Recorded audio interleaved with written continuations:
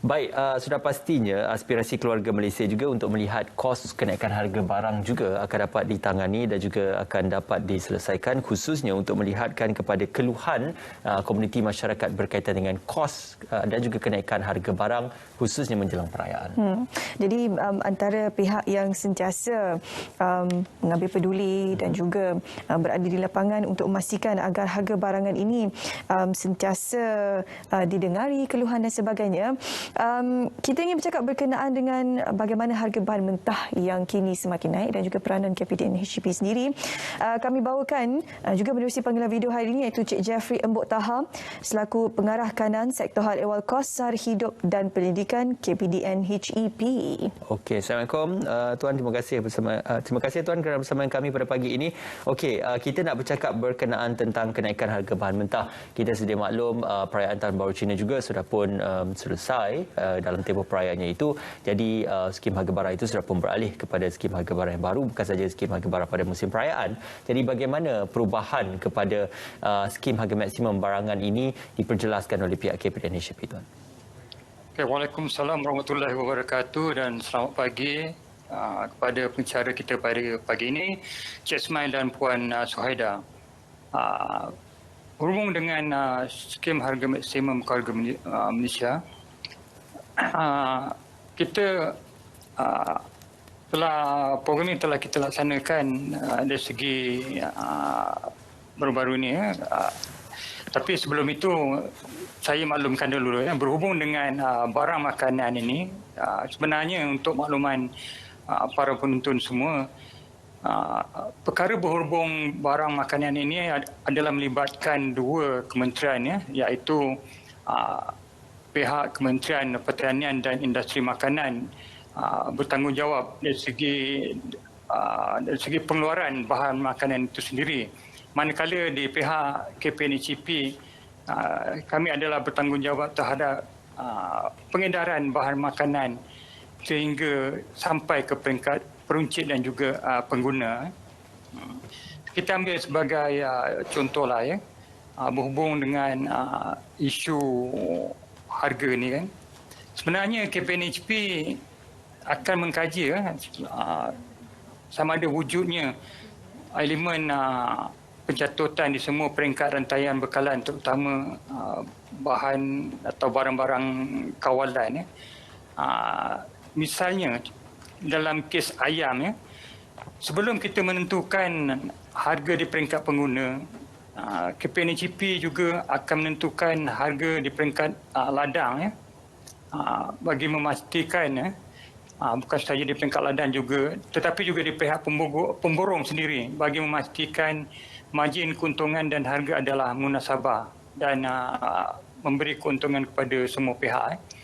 Dan selanjutnya KPDN HCP juga sentiasa mengadakan kerjasama dengan kementerian-kementerian dan agensi-agensi yang berkaitan, termasuk Kementerian Pertanian dan Industri Makanan, Kementerian Perusahaan Peladangan dan Komoditi, dan lain-lain lagi kementerian dan agensi sebagai usaha kita dalam mengawal harga bahan makanan, terutama di peringkat bahan-bahan mentah ini. Selain pada itu, KPDN HCP juga sentiasa mengadakan sesi libat urus bersama pemain-pemain industri bagi memastikan kestabilan bekalan makanan ini sentiasa ada di pasaran. Jadi kalau Cik Jeffrey juga boleh kongsikan apakah fungsi asas harga dan siapakah yang menentukan dan mengawal harga pasaran bahan mentah ini? Sebenarnya tiada unsur pencatutan. Tapi sebelum itu saya terangkan dulu apa itu maksud pencatutan. Sebab saya rasa di luar sana masih ramai yang keliru dengan perkataan pencatutan ini.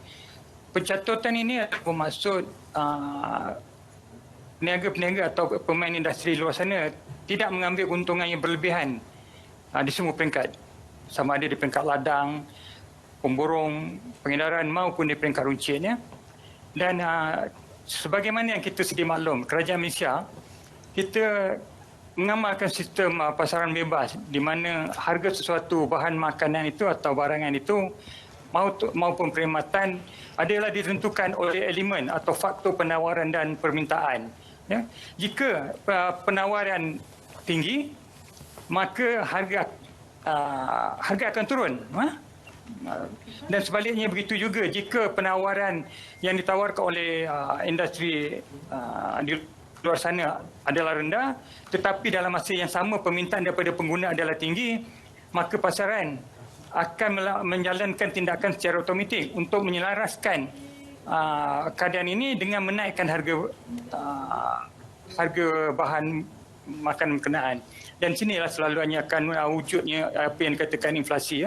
Tetapi dalam keadaan tertentu, inflasi amat diperlukan dalam pertumbuhan sesuatu ekonomi ini. Dalam keadaan yang munasabah bukan dalam keadaan yang terlalu tinggi. Jika terlalu tinggi akan datangkan sesuatu yang impact, kesan yang agak tidak sihatlah kepada ekonomi negara, sesuatu kesan daripada inflasi itu. Dan begitu juga kita di pihak kerajaan sendiri tidak akan membiarkan harga melambung terlalu tinggi di luar kawalan. Dan kerana itu pihak kerajaan melakukan intervensi daripada dengan pelbagai cara, terutama melalui Akta Kawalan Harga dan Anti Pencatutan 1911 dan juga skim harga maksimum musim perayaan serta skim harga maksimum keluarga Malaysia. Dan sebagaimana yang saya sebutkan tadi, sebagai contohlah kita ambil harga ayam ayam. Sebagaimana yang kita sedia maklum 70% daripada kos pengeluaran ayam adalah datangnya daripada bahan makanan dan bahan makanan ini pula 70% input daripada atau komponen daripada bahan makanan ini adalah terdiri daripada bahan mentah, iaitu jagung dan kacang soya yang kita import daripada luar negara, iaitu daripada Brazil, Argentina dan juga Amerika Syarikat. Dan sebagaimana yang kita pun sedia maklum, harga kedua-dua bahan makanan ini, input bahan makanan ternakan ini, iaitu jagung dan kacang soya, telah mengalami kenaikan harga yang agak mendadak. Dan harga ini pastinya dipengaruhi oleh pasaran harga dunia. Dan secara tidak langsung juga, apabila harga bahan mentah ini meningkat, maka kos pengeluaran yang akan ditanggung oleh pihak pemain industri di luar sana juga akan meningkat. Dan kerana itulah mereka telah meminta pihak kerajaan supaya meningkatkan harga ayam di peringkat ladang. Walau bagaimanapun ini alasan atau faktor yang diberikan, memanglah kita sedia maklum apabila faktor pengeluaran sudah meningkat, maka harga ayam di peringkat runcit sekarang kalau di dalam keadaan sebenar telah melebihi RM10 untuk 1 kilogram. Dan kerana itulah dalam surat nakul yang telah diadakan pada 31 Januari 2021 yang lalu yang dipengerusikan oleh Yang Amat Berhormat Perdana Menteri kita, kerajaan telah menetapkan bahawa harga ayam ini di peringkat runcit perlu dikawal, telah dikawal. Kita kawal pada harga RM8.90 untuk 1 kilogram. Sebenarnya intervensi kerajaan ini telah menyebabkan kerajaan terpaksa pihak kerajaan telah terpaksa menanggung subsidi di peringkat ladang yang perlu kita berikan kepada pihak pengeluar untuk membolehkan rakyat menikmati harga yang munasabah dan dalam masa yang sama juga pengeluar serta peniaga tidak menanggung kerugian yang agak besar kesan daripada kenaikan input bahan makanan berkenaan. Ya. Tuan, berkaitan tentang usaha untuk menangani isu ini dan juga cabaran untuk menangani isu-isu kenaikan harga ini, apakah yang boleh dilakukan dalam memastikan pengguna untuk tidak terbeban dengan masalah harga yang tinggi? Okey, terima kasih. Kita untuk cabaran yang kita hadapi di sini ialah memang pihak KPDNCP sendiri yang kita sedia maklum. Kementerian ini menyelia atau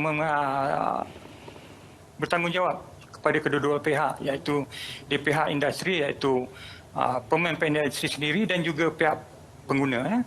Oleh yang demikian, cabaran yang kita hadapi di sini adalah untuk mengimbangi kepentingan kedua-dua pihak, iaitu di antara pengguna dan juga peniaga, bagi mencapai situasi win-win situation, ya.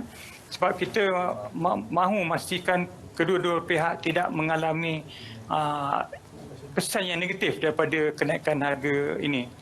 Selain daripada menjaga kebajikan pengguna, KPA dan CP juga sebenarnya berperanan, ya, untuk memastikan pihak industri atau pengeluar di luar sana tidak mendapat impak yang negatif dalam setiap perancangan yang dibuat oleh pihak kerajaan.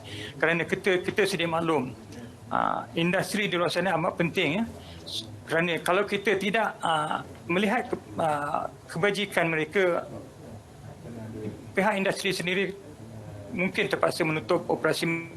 Kesan daripada itu juga kemungkinan akan ada pekerja-pekerja yang terpaksa diberhentikan pekerjaan mereka.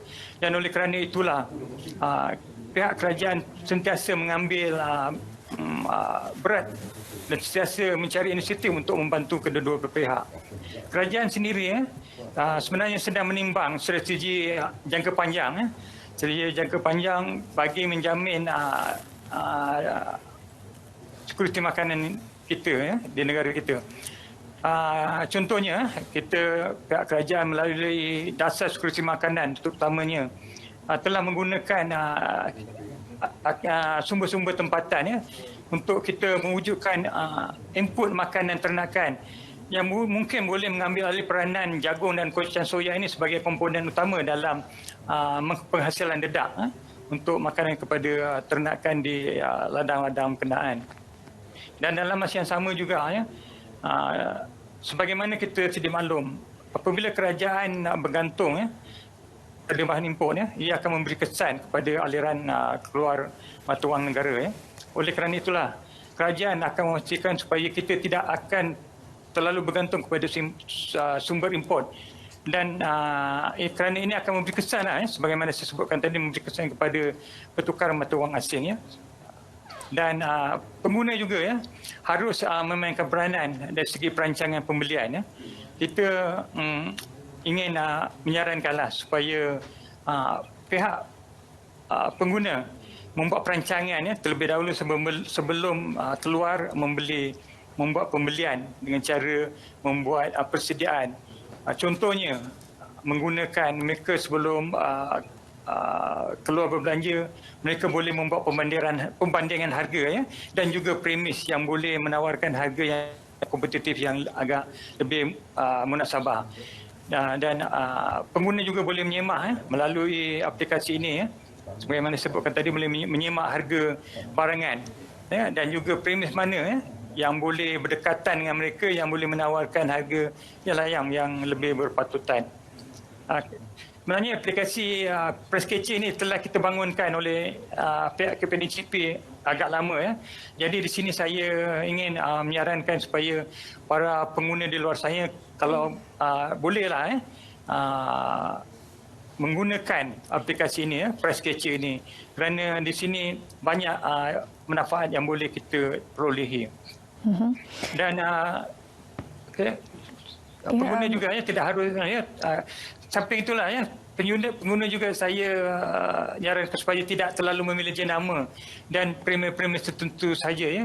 Jika mereka mendapati sesuatu barangan itu dijual terlalu mahal, maka mereka selalunya bersedia untuk membeli atau mencari alternatif di premis dan jenama yang lain. Itu adalah antara dua jalan yang disarankan oleh pihak KPNCP untuk memastikan agar kita menjadi pembeli yang bijak. Selain daripada itu, kalau tuan berkongsikan, kerajaan akan memberikan subsidi dan juga kawalan harga barang seperti HM, KM dan sebagainya. Namun masih ada terdapat penjual ataupun peniaga di luar sana yang tetap menggunakan alasan barang tidak mencukupi dan sebagainya dan lalu menaikkan harga. Jadi seperti apa yang dikeluarkan kenyataan keluarkan oleh pihak KPNCP, ada pegawai-pegawai ataupun pihak penguatkuasa yang berada di premis untuk membuat semakan dan sebagainya. Adakah tindakan itu mencukupi dan adakah denda yang dikenakan terhadap mereka yang tidak bertanggungjawab ini sudah memadai untuk memberi kesedaran kepada mereka?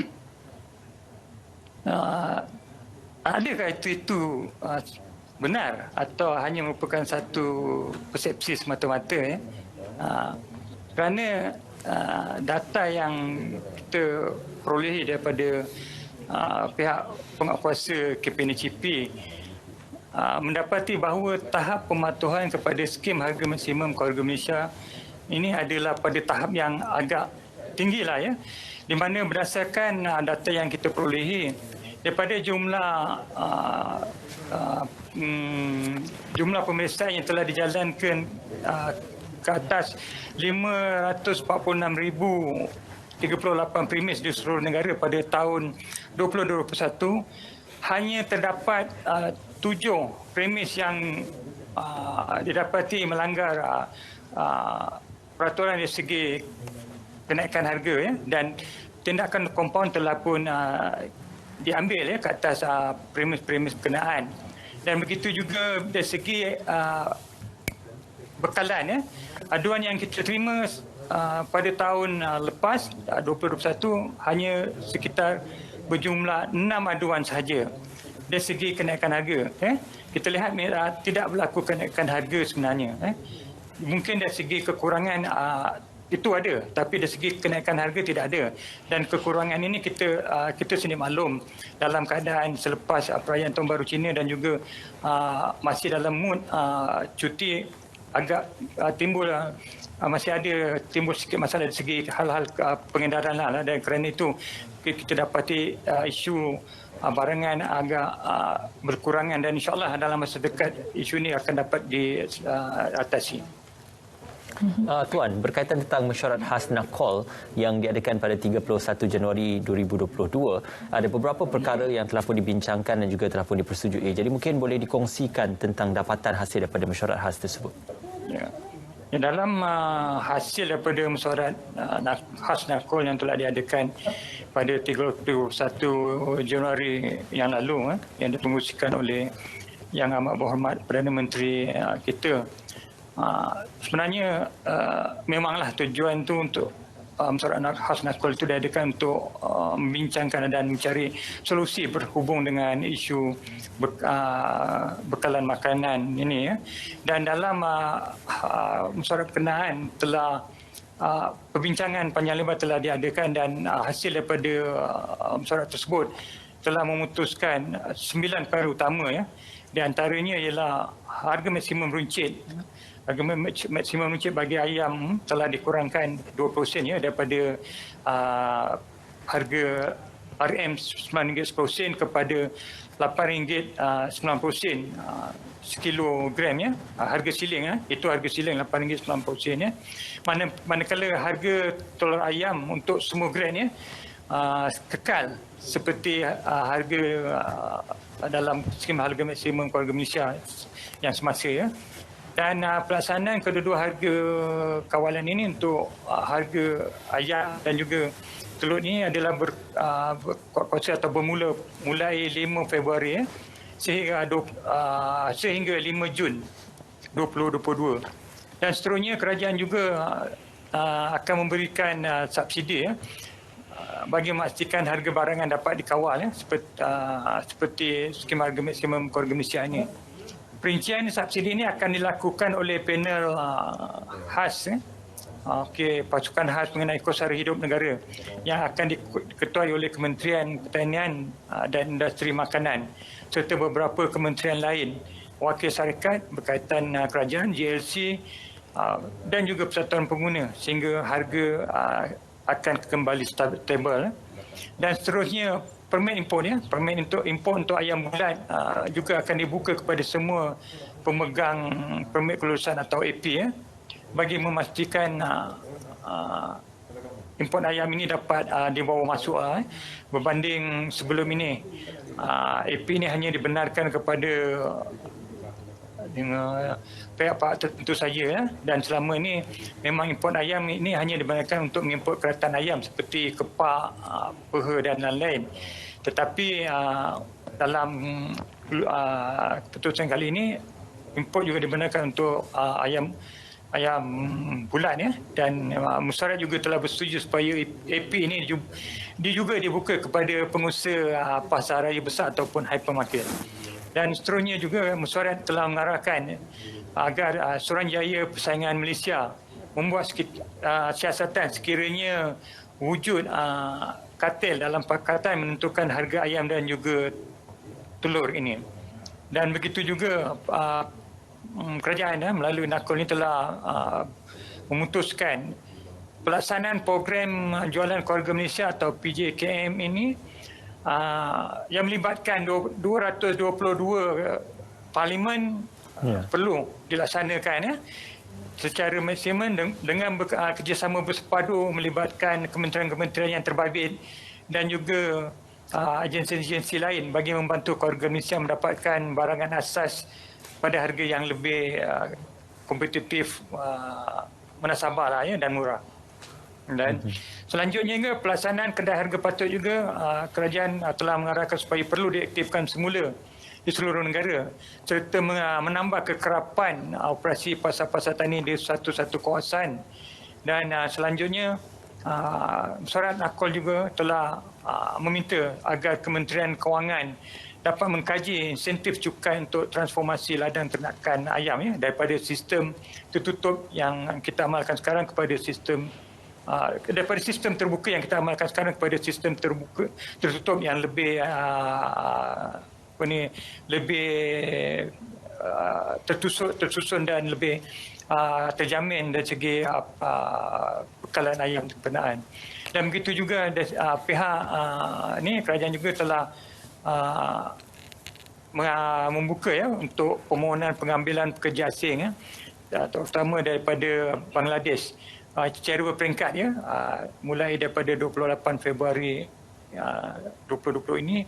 Dan yang akhir sekali koperasi kita perlu harus ingat juga peranan koperasi amat penting, dan kerana itu kerajaan telah memutuskan supaya koperasi dilibatkan dalam industri pertanian supaya mereka dapat menawarkan lagi harga barangan atas asas pertanian ini tanpa melibatkan orang tengah dalam usaha kita untuk mengawal harga barang makanan berkenaan dan supaya harga lebih stabil.